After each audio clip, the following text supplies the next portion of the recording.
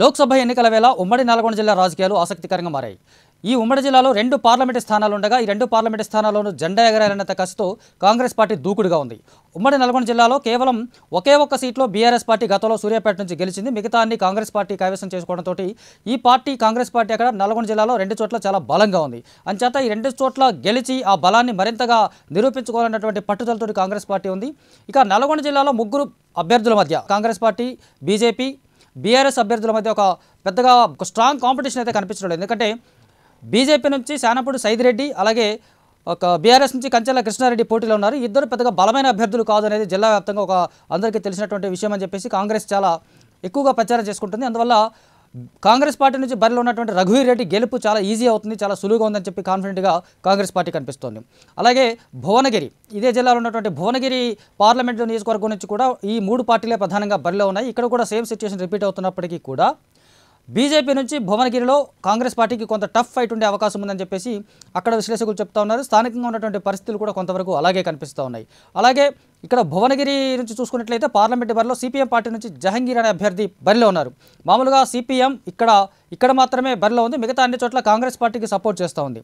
ఒక రకంగా భువనగిరి ప్రాంతంలో యాదాద్రి భువనగిరి జిల్లాలో సిపిఎం పార్టీకి కొంత కమ్యూనిస్టులు కొంత పట్టు ఉందనేది వాస్తవం.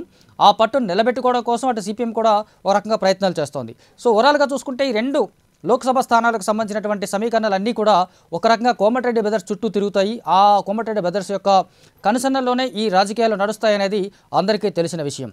కోమటిరెడ్డి బ్రదర్స్ యొక్క సపోర్ట్ ఎవరికి ఉంటుంది, ఆ సపోర్ట్ను బట్టి అక్కడ గెలుపోవటములు డిసైడ్ అవుతాయని తెలిసినప్పటికీ కూడా కొందరు అక్కడ కాంగ్రెస్ పార్టీ నుంచి ముందు ప్రధానంగా నల్గొండ కాంగ్రెస్ పార్టీ అభ్యర్థి గెలుపు అనేది ఆల్మోస్ట్ ఫిక్స్ అయిపోయినట్టుగానే కాంగ్రెస్ చాలా స్ట్రాంగ్గా ఉంది. అందుకు కారణం ఏంటో మనం ఆల్రెడీ చెప్పేసుకున్నాం.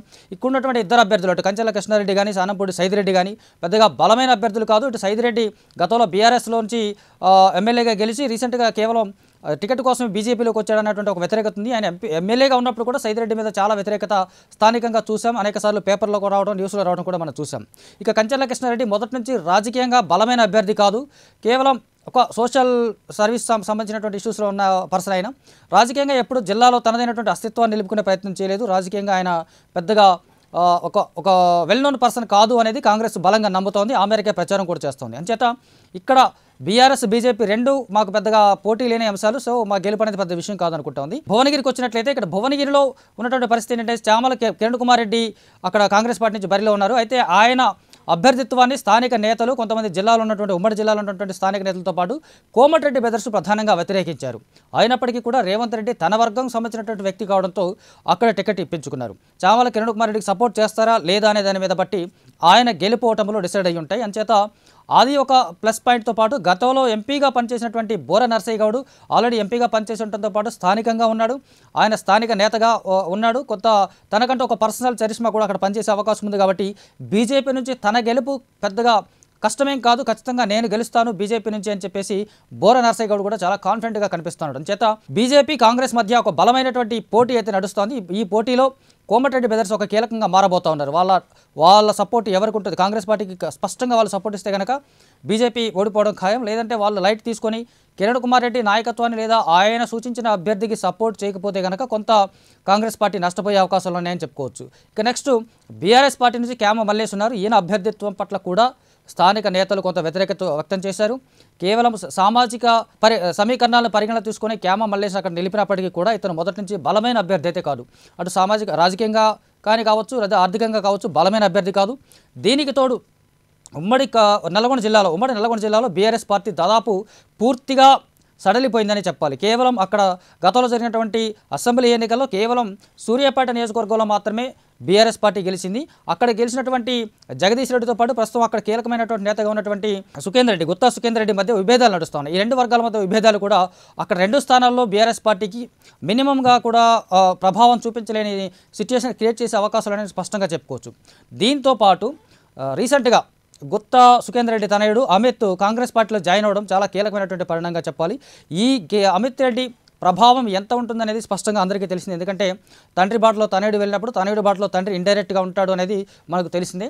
సో ఇక్కడ ఉన్నదే అంతంత మాత్రంగా ఉంది అనుకున్న బీఆర్ఎస్ పరిస్థితి ఇటు గుత్తా సుఖేందర్ రెడ్డి అలాగే జగదీష్ రెడ్డి వర్గాలు 2 వర్గాలుగా విడిపోవడం అనేది ఆటోమేటిక్గా మిగతా వర్గాలకి బలాన్ని చేకూరుస్తుంది. దానికి తోడు గుత్తా సుఖేందర్ రెడ్డి తనయుడు కాంగ్రెస్ పార్టీలో చేరడం కూడా ఆ పార్టీకి చాలా స్ట్రెంథెన్ అయ్యే అవకాశాలు ఖచ్చితంగా ఉన్నాయి.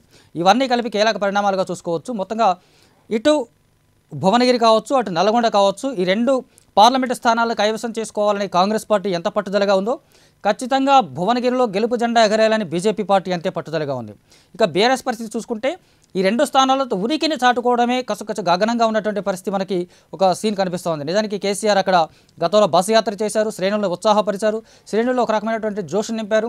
జగదీష్ రెడ్డితో పాటు గుత్తా సుఖేందర్ రెడ్డి 2 వర్గాల మధ్య ఒక సయోధ్య కుదిర్చే ప్రయత్నం కూడా జరిగిందని మనం విన్నాం. అయినప్పటికీ అది ఆయన ఉన్నంతసేపు కలిసినప్పటికీ కూడా ఆ తర్వాత క్యాడర్లు మళ్ళీ ఎప్పట్లయినా డల్ అయిపోయారు. ఇటు కాంగ్రెసా బీజేపీయా ఇలా ఈ చర్చలు తప్ప ఇక బీఆర్ఎస్ ఇక్కడ పోటీ ఇచ్చే పరిస్థితి లేదు అని బీఆర్ఎస్ క్యాడర్ కూడా అర్థమైనటువంటి పరిస్థితి మనకు కనిపిస్తోంది. సో అసలు ఈ సిచ్యుయేషన్ 3 ప్రధాన పార్టీల మధ్య జరుగుతున్నప్పటికీ కూడా ఉమ్మడి నల్గొండ జిల్లాలో ప్రధానంగా పోటీ కాంగ్రెస్ బీజేపీ మధ్య ఉంది. అంటే భువనగిరిలో కాంగ్రెస్ బీజేపీ మధ్య ఉంది. ఇక నల్గొండలో చూసుకుంటే వారు వన్ సైడ్ అన్నట్టుగా ఉంది. మరి ఈ 2 స్థానాల్లో ప్రధానంగా ఈ 2 స్థానాల్లో ఆయా పార్టీల అభ్యర్థులు బలాబలాలేంటి, వాళ్ళు ఎలాంటి ప్రచార దీంతో ముందుకెళ్తా ఉన్నారు, ఏ తరహాలో వాళ్ళు ప్రజలను ఆకట్టుకుంటా ఉన్నారు, ఎవరి వైఫల్యాలు ఎవరు ఎలా చెప్పుకుంటున్నారనే సంగతుల గురించి మనం తెలియజేయడం కోసం మా రిపోర్టర్ ప్రశాంత్ రెడ్డి తెలుసుకుందాం. ప్రశాంత్, ఉమ్మడి నల్గొండ సీన్ గురించి చూస్తున్నాం. మనం ఇప్పుడు ఇప్పటిదాకా చెప్పుకున్నాం దాని గురించి సంబంధించి. నల్గొండ జిల్లాలో నల్గొండ కేంద్రంగా చూసుకుంటే నల్గొండ పార్లమెంటు పరిధిలో కాంగ్రెస్ పార్టీ వారు వన్ సైడ్ అన్నట్టు అంత ఉత్సాహంగాను జోష్గాను కనిపిస్తోంది. బట్ భువనగిరికి వచ్చేసరికి కొంచెం సీన్ డిఫరెంట్గా కనిపిస్తోంది. ఏంటి ఇప్పుడు మనకు ముందుగా మన చూసుకున్నట్లయితే నల్గొండ నియోజకవర్గానికి సంబంధించి నల్గొండ పార్లమెంట్ లోక్సభ నియోజకవర్గానికి సంబంధించి చూసుకున్నట్లయితే కాంగ్రెస్ బీజేపీ బీఆర్ఎస్ అభ్యర్థుల ప్రచారం ఎట్లా సాగుతూ ఉంది, దీన్ని మనకు సాధారణంగా చూసుకున్నట్లయితే అక్కడ వాళ్ళకు వస్తున్నటువంటి రెస్పాన్స్ ఎలా ఉంది, కోమటిరెడ్డి బ్రదర్స్ యొక్క ఎఫెక్ట్ ఎలా ఉండబోతుంది, అలాగే జానారెడ్డి తనయుడు గెలుపు ఇక్కడ ఎలా ఉండబోతోంది? ఎస్ బాబురావు, మీరు అన్నట్టుగానే నల్గొండ అంటేనే ఎక్కువగా కాంగ్రెస్ అడ్డాగా మారుతున్న పరిస్థితి. ఎందుకంటే ఖమ్మము ఇటు నల్గొండకు సంబంధించి మొన్న అసెంబ్లీ ఎన్నికలలో చూసాం. ప్రధానంగా ఒక్క సీటు తప్ప మినహాయిస్తే మిగతా అంతా కూడా కాంగ్రెస్ క్లీన్ స్వీప్ చేసిన పరిస్థితి కనపడతా ఉంది. ఖచ్చితంగా అక్కడ నిజంగానే కాంగ్రెస్కి సంబంధించి అక్కడ ఎంపీ అభ్యర్థులు అనే రఘువీర్ అంటే జానారెడ్డి తనయుడు, అదేవిధంగా కాంగ్రెస్ పార్టీలో సీనియర్ నాయకుడిగా ఉన్నారు జానారెడ్డి. ఆ జానారెడ్డి తనయుడు రఘువీర్కి అభ్యర్థిగా టికెట్ కేటాయించడం జరిగింది. మీరు అన్నట్టుగా ఆయన గెలుపు ఇక నల్లేరు మీద నడికే అన్నట్టుగా చెప్తా ఉన్నారు. కానీ ఒకవైపు రోజు పార్లమెంట్ ఎలక్షన్స్ వస్తున్న నేపథ్యంలో, అంటే పార్లమెంటు ఇంకో 10 రోజులు ఉంది అంతే పార్లమెంట్ ఎలక్షన్స్కి, కానీ రోజు పరిణామాలు మాత్రం మారుతూ ఉన్నాయి. ప్రధానంగా నల్గొండలో మొట్టమొదటిగా బీఆర్ఎస్ పార్టీకి సంబంధించి ఏదైతే నదులకు సంబంధించి కేఆర్ఎంబీకి కృష్ణా పరివాహక ప్రాంతానికి సంబంధించిన నదులను ప్రధానంగా కాంగ్రెస్ అప్పగించిందనేది కూడా ఒక ప్రధాన విమర్శ ఆరోపణలు చేస్తూ కేసీఆర్ ఒక బహిరంగ సభ పెట్టారు. ఆ బహిరంగ సభకు సంబంధించి బీఆర్ఎస్ ప్రధానంగా పెద్ద ఎత్తున కాంగ్రెస్ పార్టీ పైన విరుచుకుపడింది. ఆ సభ సక్సెస్ తర్వాత బీఆర్ఎస్ కొంత పుంజుకునే అవకాశం ఉందనేది కూడా రాజకీయ అంచనాలు చేశారు. అదేవిధంగా మొన్న మనం చూసాం బస్సు యాత్రకు సంబంధించి ప్రధానంగా కేసీఆర్ బస్సు యాత్ర మాత్రం చాలా ఇన్ఫాక్ట్ చూపించిందనేది కూడా అక్కడ చాలామంది గ్రౌండ్ లెవెల్లో వెళ్ళినప్పుడు మనకు చెప్పిన పరిస్థితి. కానీ ఏదైతే పాజిటివ్నెస్ అనేది ఇక ఎన్నికల వరకు ఉంటుందా అనేది మాత్రం అది అంచనా వేయలేకపోతున్నాం. ప్రధానంగా అక్కడ అందరూ ఒక సూర్యాపేట తప్ప మినహాయిస్తే మిగతా వాళ్ళంతా కూడా కాంగ్రెస్ పార్టీకి సంబంధించిన ఎమ్మెల్యేలుగానే ఉన్నారు. ఇక మిగతా వారు ఎవరైతే ఇప్పుడు కంచర్ల కృష్ణారెడ్డి బీఆర్ఎస్ పార్టీ నుంచి ఉన్నారు, ఇక రఘువీర్ అనేది కాంగ్రెస్ పార్టీ నుంచి ఉన్నారు, ప్రధానంగా సైదిరెడ్డి కూడా బీజేపీ పార్టీ నుంచి ఉన్నారు. కానీ ఆయనను మీరు అన్నట్టుగా ఆయన బీఆర్ఎస్ పార్టీలో ఉండి తర్వాత ఇప్పుడు బీజేపీలోకి చేరారు. టికెట్ కోసమే ఆయన పార్టీలో చేరారనేది కూడా ప్రధానమైన విమర్శ ఆయన పైన ఉంది. గతంలో కూడా ఆయన ఏంటంటే కొన్ని ల్యాండ్ అంటే భూమికి సంబంధించిన అంశాలకు సంబంధించి ఆయన ఒక మిగతా వార్తలు కూడా వచ్చిన సందర్భంలో ప్రధానంగా ఆ జిల్లాకి ఉమ్మడి నల్గొండ జిల్లాలో సైదిరెడ్డికి సంబంధించి కొంత వ్యతిరేక వర్గం ఉన్నట్టుగా మనకు తెలుస్తూ ఉంది. అందులో భాగంగానే ఆయన ఎంపీగా నిలబడితే అంటే ఎంపీగా ఉన్నాడు కాబట్టి ఆయనకి కొంత ప్రతికూల పవనాలే ఉండే పరిస్థితి కనబడతా ఉంది. ఇక సైదిరెడ్డి విషయం పక్కన పెడితే బీఆర్ఎస్కి సంబంధించిన కంచర్ల కృష్ణారెడ్డికి ప్రధానంగా ఆయన కొంత ప్రజలతో మమేకంగా ఉండలేకపోతారు, ఖచ్చితంగా ప్రజలతో ఎక్కువగా ఉండలేరు అనేది ఒక ముద్ర ఆయన పైన ఉంది. ఇక ఆయన ఏదైతే గత కొన్ని సంవత్సరాలుగా రాజకీయాలలో ఉన్నప్పటికీ కూడా ప్రజలతో మమేకం అవడంలో కొంత దూరంగా ఉంటాడు. ఆయన దగ్గరికి వెళ్ళాలంటే కూడా ప్రజలు పూర్తిగా ఆయన దగ్గరికి వెళ్ళాలంటే కూడా ఒక చాలామందిని దాటుకొని వెళ్ళాలనేది కూడా ఒక అక్కడ చర్చ జరుగుతూ ఉంది. అంటే మొత్తానికి ఇటు సైదిరెడ్డి అదేవిధంగా కంచర్ల కృష్ణారెడ్డికి సంబంధించిన ఈ ఇద్దరు అభ్యర్థులకు సంబంధించి ప్రధానంగా గెలుపోటములు అంటే అక్కడ ఇటు రాజకీయ సమీకరణాలు చూసినా అసెంబ్లీలో ఎవరు కూడా ఒక్కరు మినహాయిస్తే మిగతా వారంతా కూడా ఇక కాంగ్రెస్ అభ్యర్థులే ఉన్నారు.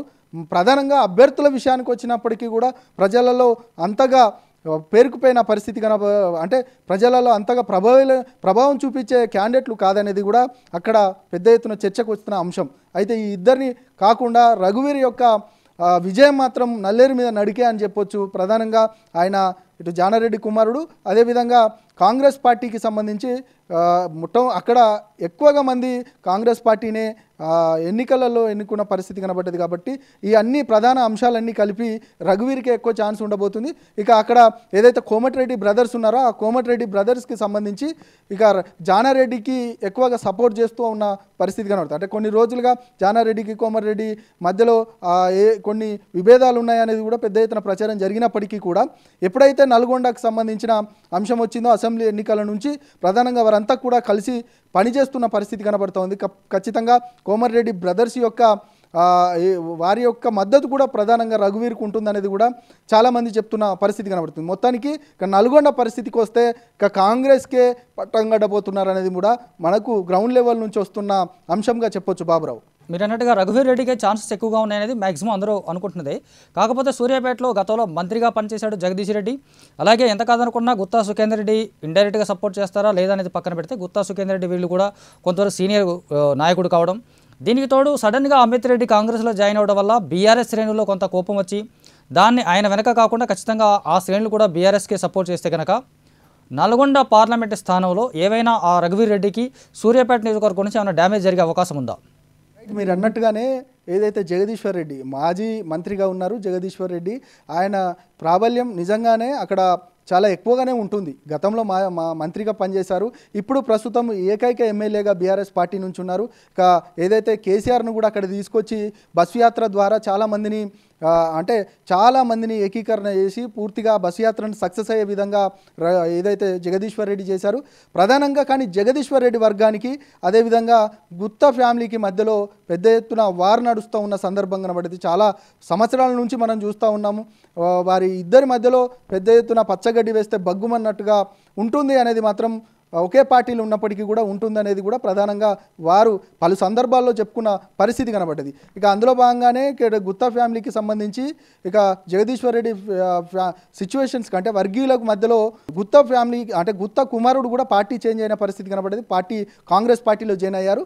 కాంగ్రెస్ పార్టీలో జాయిన్ అవ్వడం వల్ల ఇటు ఏదైతే జగదీశ్వర్ రెడ్డికి సంబంధించిన వర్గీయులు ఒక వైపుకి వెళ్ళిపోయిన పరిస్థితి కనబడ్డది. మిగతా అంతా కూడా మొన్నటి వరకు బీఆర్ఎస్ పార్టీతో ఉన్నవారంతా కూడా గుత్తా అమిత్ రెడ్డితో ఉన్నవారంతా కూడా కాంగ్రెస్ పార్టీలోకి వెళ్ళిన పరిస్థితి కనబడ్డది.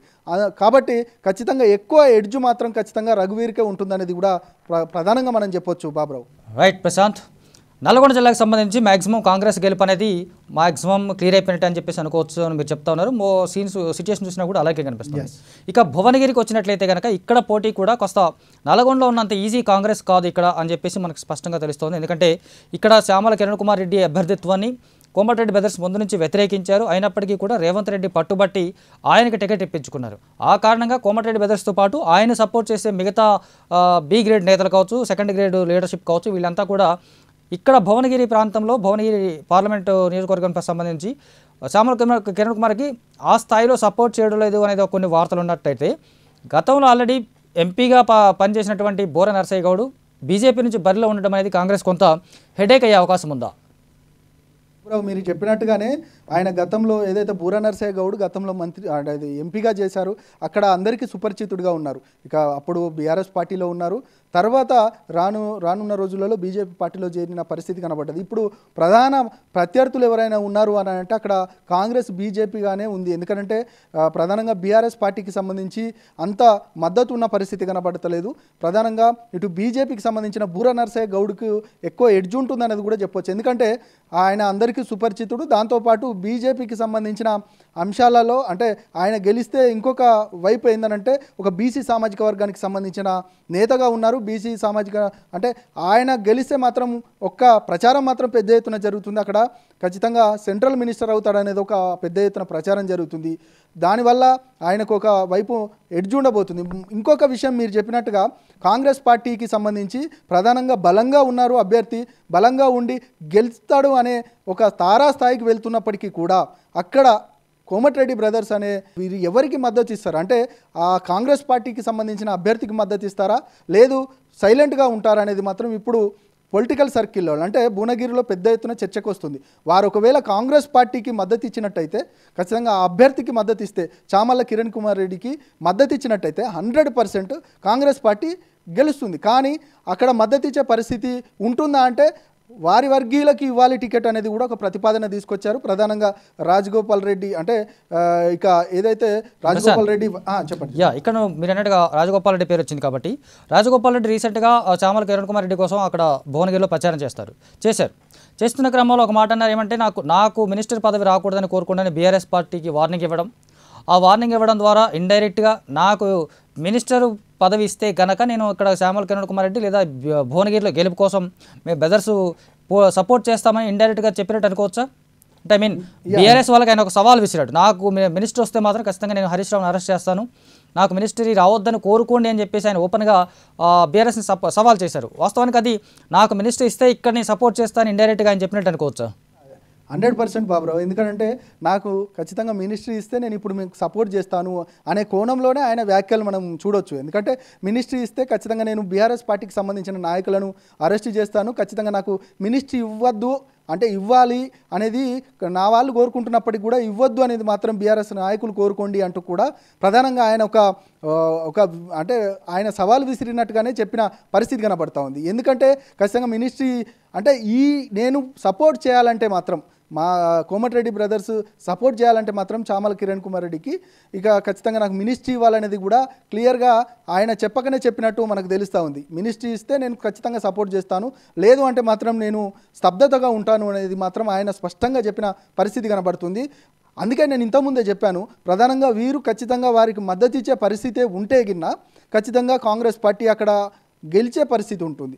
లేదు ఒకవేళ వీళ్ళు స్తబ్దతగా ఉండి ఇక ప్రచారానికి సంబంధించిన అయితేనేమి ఇంకా ఆయనకు మద్దతు ఇచ్చే పరిస్థితులలో లేనట్టయితే ఖచ్చితంగా అక్కడ బీజేపీకి ఎక్కువ ఎడ్జ్ ఉండబోతుంది. ప్రధానంగా ఈ రెండు పార్టీలకు సంబంధించిన బలాలు చూసినట్టయితే ప్రధానంగా ఈక్వల్గా అంటే కాంగ్రెస్ పార్టీ కొంత ఎడ్జ్ ఉన్నప్పటికీ కూడా కానీ కోమటిరెడ్డి బ్రదర్స్ నిజంగానే ఈయనకు సపోర్ట్ చేస్తే చామల గెలిచే పరిస్థితి ఉంటుంది. లేదు అంటే మాత్రం ఇక రెండో స్థానంలో ఉన్న బూర నర్సయ్య గౌడ్కే ఎక్కువ ఎడ్జ్ ఉంటుంది. ఈ రెండు ప్రధాన పార్టీలే అక్కడ పోటీలో బలంగా కనబడుతున్న పరిస్థితి కనబడుతుంది. ఇక బీఆర్ఎస్ పార్టీ అభ్యర్థి ఇక ప్రజలలో కొంత మద్దతు లేదు అనేది కూడా అక్కడ చర్చ జరుగుతున్న నేపథ్యంలో ఇక ఆయన పోటీ అంతంత మాత్రమే ఉండబోతుంది. ప్రధానంగా ఈ రెండు పార్టీలకు సంబంధించిన అభ్యర్థుల యొక్క అభ్యర్థిత్వాన్నే ప్రజలు ఇక ఎవరు ప్రధానంగా కాంగ్రెస్ పార్టీకి ఎడ్జ్ ఉండబోతుంది, లేదు అంటే మాత్రం బీజేపీకి సంబంధించి కోమటిరెడ్డి బ్రదర్స్ సపోర్ట్ చేయకపోతే మాత్రం బీజేపీ గెలిచే ఛాన్సే ఎక్కువ ఉంది బాబురావు. సో మీరు అన్నట్టుగా భువనగిరిలో కాంగ్రెస్ గెలుపు అనేది కోమటిరెడ్డి బ్రదర్స్ యొక్క సపోర్ట్ మీద ఆధారపడింది అనుకోవచ్చు అన్నట్టు. అయితే ఈ క్యామ మల్లేష్ అభ్యర్థిత్వానికి సంబంధించి బీఆర్ఎస్ పార్టీకి సంబంధించి క్యామ మల్లేష్ అభ్యర్థిత్వాన్ని నిజానికి అక్కడ స్థానిక నేతలు వ్యతిరేకించారు. అతనికి టికెట్ ఇవ్వద్దు, ఇంకా మిగతా అక్కడ కొన్ని పేర్లు వినిపించాయి మనకి ప్రధానంగా, వాళ్ళని కాదని క్యామ మల్లేష్కి టికెట్ ఇవ్వడం ద్వారా ఇండైరెక్ట్గా బీఆర్ఎస్ బీజేపీకి సపోర్ట్ చేస్తోంది అనుకోవచ్చా?